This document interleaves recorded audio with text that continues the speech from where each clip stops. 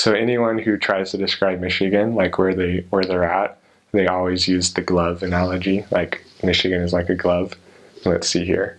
If I look at the camera, it's probably this way, I hope. So like Detroit is kind of like the thumb. And so our mission really kind of only covered this area.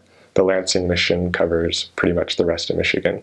And so Detroit, it goes up to Flint and down to like the border of Ohio, around there. But I was never in those areas because I was Spanish speaking. I was only in the southwest, and then I spent a little time up in Pontiac, Rochester.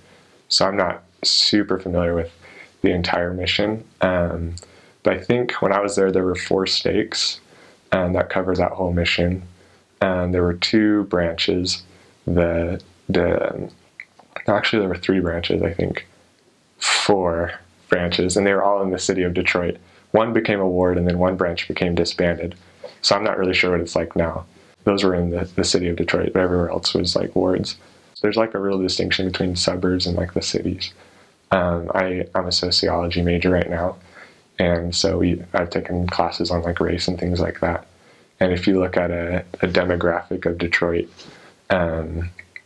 it's like a perfect outline of the city of Detroit in terms of like black and white and like Hispanic and things like that. So it is really segregated. It's a completely different world, and there's a lot of like sociological reasons for that, which are very interesting, but I won't go into. But another interesting part about the mission is west of Detroit, there's a city called Dearborn, and I think it has the highest concentration of Muslim people outside of the Middle East. And so there's parts where it's probably like, there's parts of that city where it's like 90-something% like Muslim. And we're just allowed to go out and knock doors and meet people, and everyone's just super nice. They'd like let us in, they'd feed us like raw lamb with like bird seed in it. I don't know what it was called. And like we even got Book of Mormons in Arabic and gave them to people, and they're like, we believe in prophets, and things like that. And so it was really cool. And I won't tell too many stories about that, just because I know things are kind of crazy. But I just know that they're really super, I don't know, Christ-like people, even though they don't believe in Christ in the same way Christians do. I was really, really impressed, and fell in love with them too. I think it even says Detroit in Doctrine and Covenants somewhere, where it's like, because it might be telling some missionaries to go there.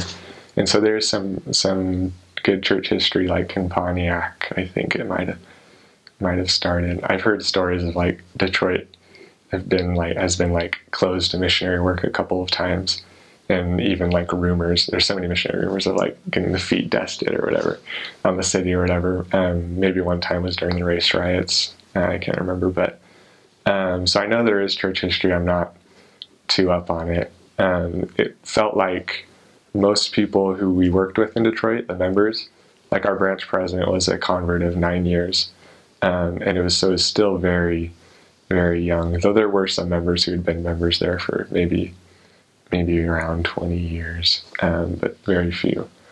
There's a lot of that stuff, like people cohabiting, where you're like, hey, you have to either get married or separate before you can get baptized.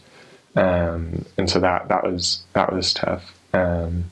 There were a couple of times where like we'd work with people who, who'd killed people maybe, and so we'd have to go get the first presidency. We'd have to go through the process of submitting paperwork to the first presidency and things like that, or like abortions and other things like that. And the Word of Wisdom is huge. Smoking, I know we did a lot of like flushing people's cigarettes down the toilet. We would like teaching like young people who just decided they'd want to give up alcohol. We'd go out and like they would just pour it out, and we shouldn't have done this either, but just like kind of throw the bottles, and just it was kind of like this ritual cleansing experience. They'd even come out on their bikes with us and like pour them out as they're riding around, and it was really weird. We probably shouldn't have done that, but it was good. It was a good relationship building experience. But yeah, Word of Wisdom, gangs probably. I think mostly it was just like transportation to church. That was a big thing. And a lot of people don't have cars, and we only had so many members who could give rides. But also just like general lack of commitment. If they don't read or pray or come to church, like that was kind of like the biggest thing. But so I did notice that there was like this weird paradox, like in the suburbs where it was usually rich and maybe more white, hardly anyone would listen to us. So there was very low openness to like missionaries. But if they did, they were usually really committed. But in the inner city, where it was mostly like Black or Hispanic, Mexican, and more poor, there was anyone and everyone would listen to us. But there wasn't as much commitment. And so it's really interesting dynamic. I think you can be successful in both areas. One, it looks like a lot of success at the beginning, but then it just kind of weeds out to little. And in the other area, it starts out as like really hard, but if you find someone, it'll work. And so I just thought that was a very interesting kind of trend that I've noticed.